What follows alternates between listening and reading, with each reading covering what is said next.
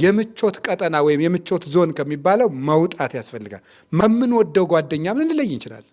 እንስከር የሚለን እንጠጣ የሚለን በዚህ ዓለም ሰውነቱን የጠላት ሰው ለዘላለም ሕይወት ይጠብቃታል። ስለዚህ ፍሬ ማፍራት የምትፈልግ ዘር መሞት ግድ ይላታል። ማፍራት የሚፈልግ ሰው ምን ማለት አለበት?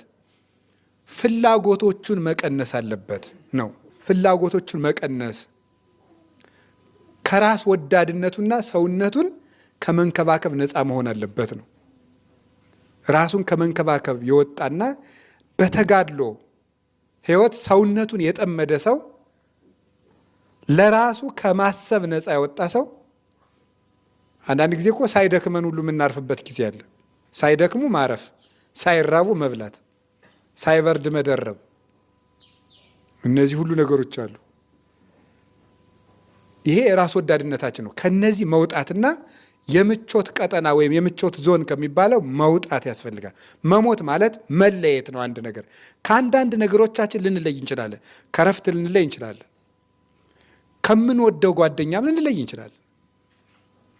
እማናፈራ ከሆነ ፍሬ እንዳናፈራ የሚጎትተን እንስከር የሚለን እንጠጣ የሚለን ክፉ እንስራ ከሚለን ከዚያ እንለያለን።